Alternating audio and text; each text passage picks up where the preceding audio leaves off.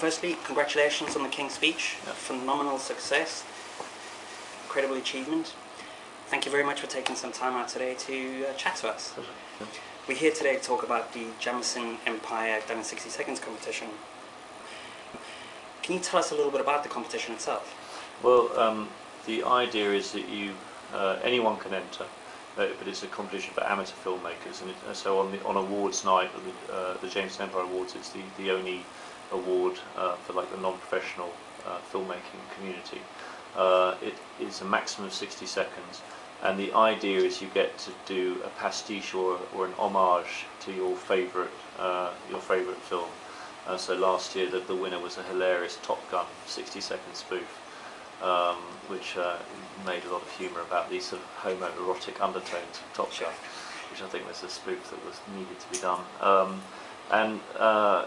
You know what I like about it is, I mean, one of my backgrounds was in commercials directing, and you know, there's a great generation of filmmakers that have come out of that, like Tony and Ridley and Adrian Lyne and Hugh Hudson, and always I enjoy doing commercials because the discipline of telling a story in 60 seconds or in 30 seconds is incredibly good for a filmmaker, because it forces you to think about the clarity of idea of every shot. The shot has an economy in communicating its story or its message or its narrative beat in a way that in a couple of seconds you can read it, and actually that's incredibly good skill for filmmaking generally, because you know, filmmaking is so much about how you encode the story needs of a moment through the way you shoot something and the way you stage something.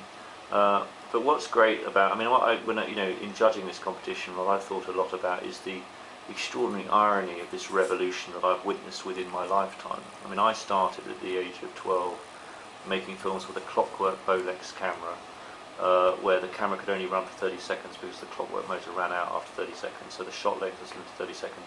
I could only afford 100 foot of Kodachrome reversal film, which cost about 25 quid, which you had to send off for 2 weeks to be processed. I could only make silent movies because sound was too expensive and complicated. And so I would make silent movies and I'd run the camera slow at 16 frames a second to squeeze out about 4 minutes, and I could make films about 2 minutes long. And you know, now, I mean, like the mobile phone in my pocket has a 2K camera with sync sound. Every computer, I gather, is preloaded with editing software, and so filmmaking has had this extraordinary democratization where kind of anyone can have a go, and it's no longer it's no longer painfully complicated. You don't have to understand light meters and film speeds and film stocks.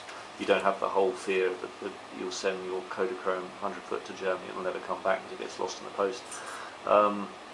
And so what's great about the competition is, is sort of anyone can enter, and I kind of feel like now almost everyone can have a go, and filmmaking is no longer the kind of preserve of only people who can kind of get hold of this gear or figure it out. It's become much more available, and that's great.